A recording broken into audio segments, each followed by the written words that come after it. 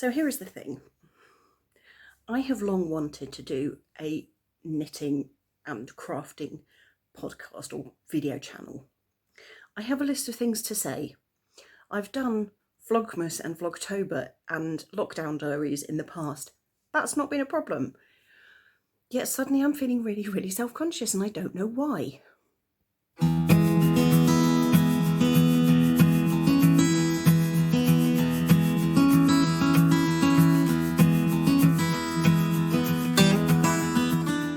Hello and greetings. My name is Liz and this is my video channel. You can find me on Instagram at the Groucho Liz, and welcome, like I say. I will also add I am on Ravelry with the same username. However, I don't use Ravelry much. After the change to the layout of the website last year and the number of people who said, hold on, this isn't accessible, and Ravelry's response to that, I have chosen to stay away from Ravelry. I'm lucky enough that I can use the website, but I am trying to stand in solidarity with the people who can't. So you're more than welcome to try and track me down on Ravelry, but chances are I'm not going to be there. So yes, as I say, this is my video channel. Today is Monday the 18th of January, also known as Blue Monday. Apparently this is the day where people feel the most depressed for some reason, and I thought that would be the perfect opportunity to start a new creative project. Why not? I am mostly going to be talking about my knitting. I do some sewing as well, but I am more of a knitter than a sewist. And if I have any other creative projects, I will throw them in as well. Now, before we go into the full introductions, I am going to say, I don't know what's going to come out of my mouth. It could be swearing, it could be politics, it could be just absolute waffle. Proceed at your own caution. Like I say, my name is Liz. I live on the outskirts of London with my husband, James. James does not do social media, so I will talk about him, but you won't see him. I have been knitting for, I don't know, is the honest answer. I learnt to knit at school. I was very good at dropping stitches and making holes. Then in around 2008, I was talking to a friend of mine who is also a knitter who recommended the book Stitch and Bitch, which I bought. And from there I learned how to purl, how to increase, how to decrease. But for whatever reason, it didn't really stick. And then in 2014, I can't even remember now, I was doing a master's thesis and I was getting very stressed doing it. And so I started knitting innocent smoothie hats as a way of trying to alleviate the stress. And that was the point at which the knitting stuck. So I would say I've been knitting for about 5 years probably, but sort of before then. As I've said, I have done other videos here on YouTube. I did try to do a series of vlogs or video podcasts or whatever you want to call them, but I had a slight technical problem in that the first time I tried, I didn't have editing software. The second time I tried, I recorded episode 1, which was fine. I recorded episode 2, which was fine. And then when I tried to record episode 3, I realised that I had misplaced all the footage from episode 2. It did not make sense to put out episode 3 without an episode 2. And by the time I found the footage for episode 2, the moment had gone. The moment had passed. So I'm starting this all over again. This is episode 1.3. So last year, I made a list of all the things I wanted to have achieved by the end of 2021. Most of them didn't happen. I put the list somewhere safe, so I forgot what was on it, which was not helpful. And then we had a pandemic. And personally, for me, my stress levels in March, April last year were so through the roof, I just did not have any knitting mojo whatsoever. So I didn't do much knitting last year. I did some sewing, but not much knitting. This year, I hope it's going to be different. I have made another list, shorter than last year. Part of the problem from last year is there were so many things on the list that it was a little bit overwhelming. I've written them all in here. Now, this is the first time I've done this. This is going to be my project notebook for the year, which of course I'm holding upside down and back to front. So what I have done, at the front, I've written all of my creator aims for this year. We'll go through those in a second. I've got a list of all my whips. These are just the ones I remember. I haven't actually gone through the flat and tried to find every single whip that's hanging around. These are just the ones I remember, but I'm going to keep a tally of what I do with these as we go through the year. And then I've made a list of the projects I've cast on this year and notes about them. So my creative aims for 2021. Knit at least 5 pair of festive socks. So over Vlogmas, one of the days I did a video with all of my Christmas sock yarn. There's quite a lot. I didn't realise how much there was until I actually went through and did a video cataloguing it all. But there is quite a lot. So I thought I need to start knitting some of it up. That's aim number 1. Aim number 2 is to sew up all my remaining innocent smoothie hats, currently on stitch markers. So, like I said, back when I was doing my MA, I started knitting these because they were nice, simple things to knit on the train, on the way to work, when I was sitting at home watching TV, whatever. But I didn't sew them all up. Yeah, I have got a bag of the ones I have completed. I think I've sewn up at least half, I'm not sure. And I think I worked out that by the time I'd finished sewing up all the ones there, plus all the ones I've already done, there will be about 70 odd to send off to Innocent, which is a decent chunk, I think. At some point later, I will have a big discussion about why I'm no longer choosing to make the hats. But for now, that's another creative aim for 2021. My deadline for that one's October. I think I can make it. The next one on the list is to knit at least one garment. Now, last year I had the aim of knitting a sweater, but I just wasn't feeling it. I have yarn for a particular sweater that I've bought, which I said was going to be my first ever sweater. But yet last year, for whatever reason, I just did not want to knit that sweater. What I really wanted was a grey V-neck sweater. I'm not going to be buying myself any more yarn to knit that sweater until I've cleared some of the stash I already have. So, to try and make it a bit easier on myself, I have changed that to knit a garment. So that could be a sweater, it could be a cardigan. It doesn't matter as long as it's a garment of some sort. The next one on my list is to sew at least one item of clothing. I have no idea how I'm going to do that. Sewing is daunting, far more daunting than knitting is. The thing with knitting, if you get it wrong, you just rip it out and you can start again. If you get it wrong with sewing and you've cut your fabric, it's not so easy to kind of go back to where you started. I got some ideas of what clothes I want to sew and how, but I'm gonna work on that one later on in the year. I'm gonna try and do some more other sewing projects to get myself a little bit more accustomed to my sewing machine and stuff. The next thing on my list is to make a set of pattern weights. I can't say I'm that proficient a sewer that I absolutely have to have pattern weights. However, I rather like the look of them when I watch them on the Great British Sewing Bee, so I'd like some for myself. It's also a way of me being able to use up some of my fabric stash, but without making either masks or project bags. I have a lot of project bags. I have more than enough project bags. So yeah, that's another one. Should be fairly simple. The last thing on the list of things I'd like to complete this year is to put the rainbow section on my scrap yarn blanket. Now, like a lot of knitters, I have a mitered square scrap blanket. I started it a couple of years ago, I think, after I'd gone through a very stressful time at work.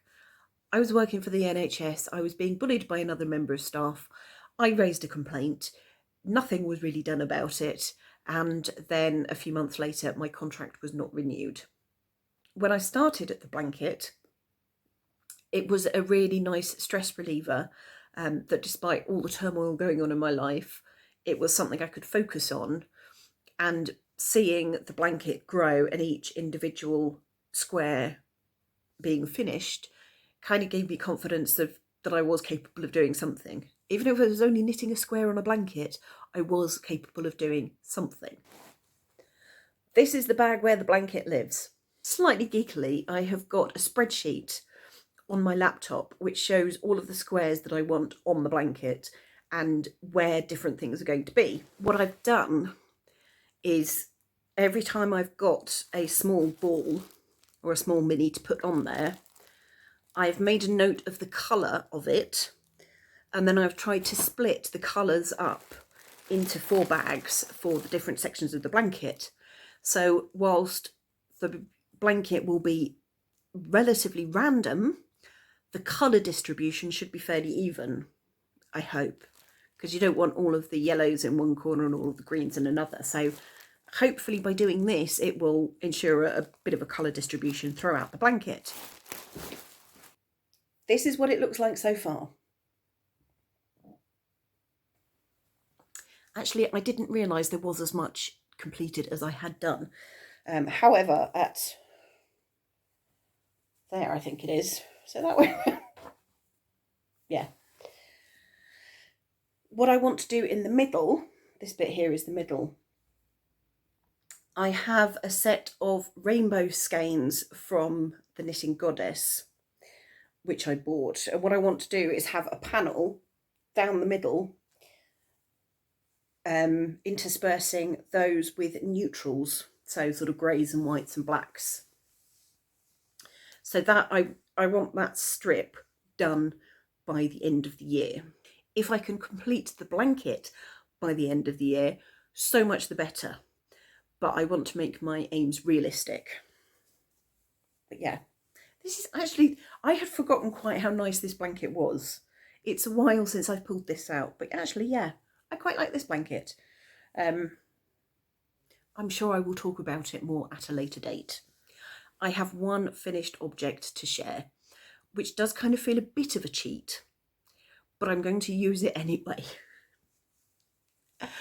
This is a hat which I made for James.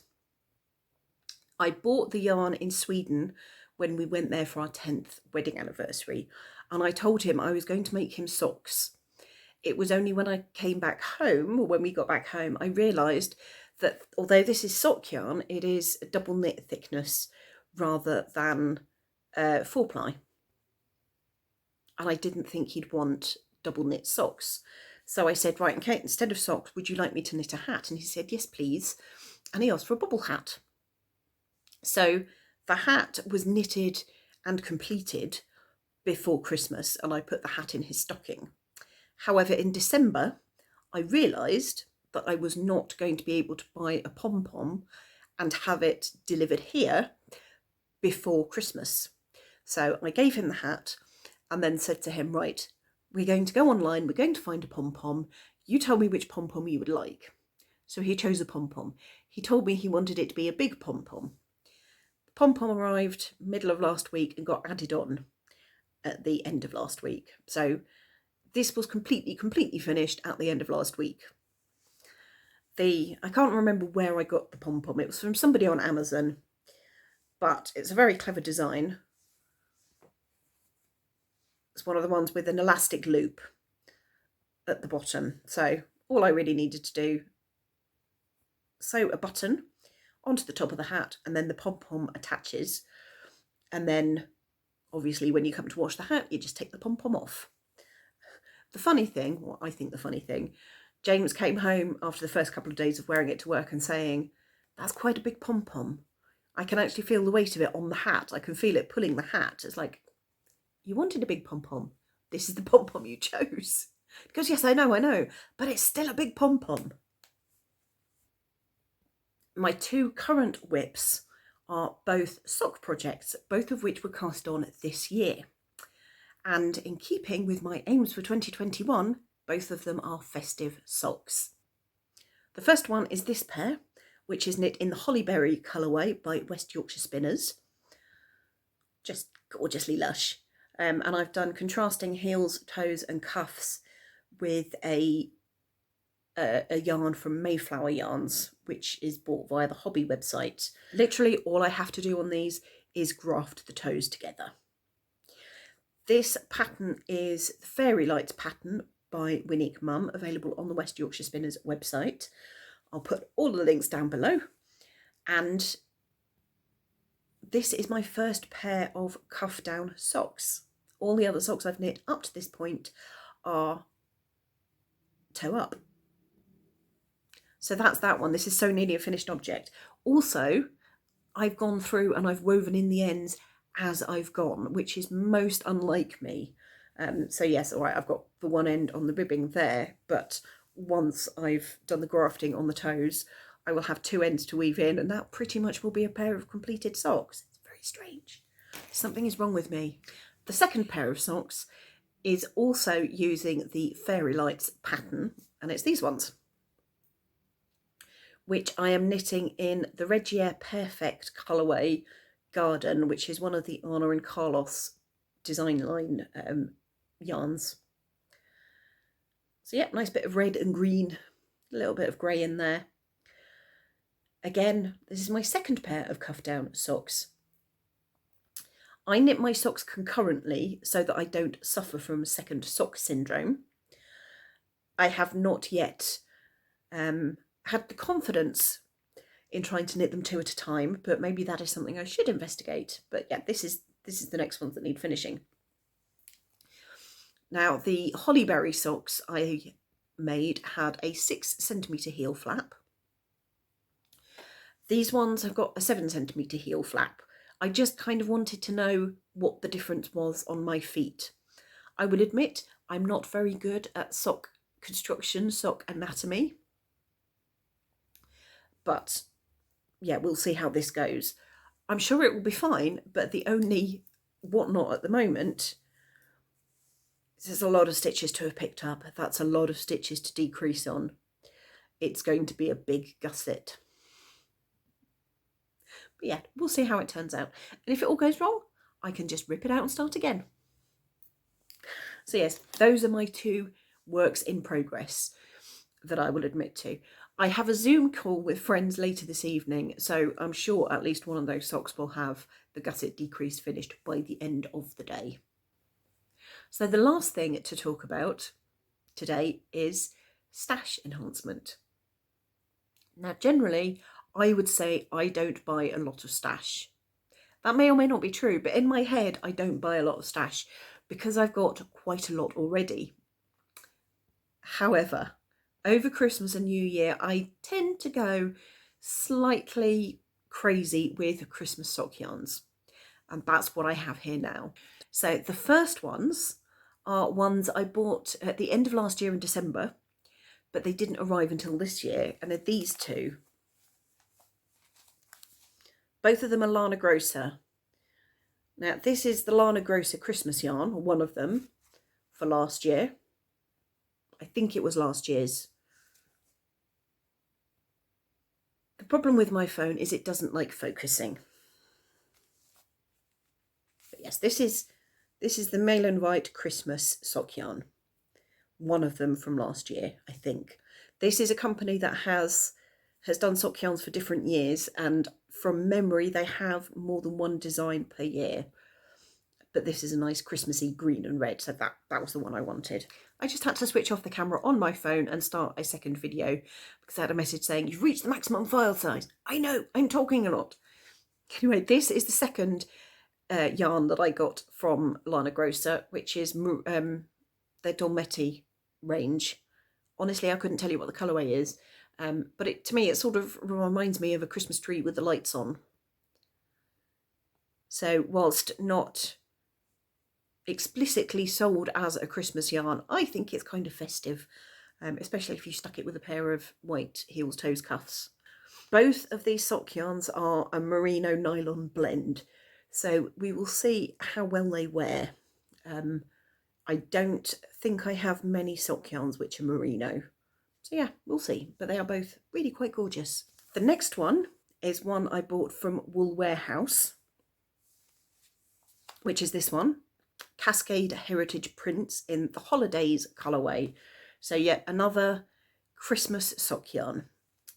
You can see the greens, the reds, actually almost the tealy blue there. That's quite nice.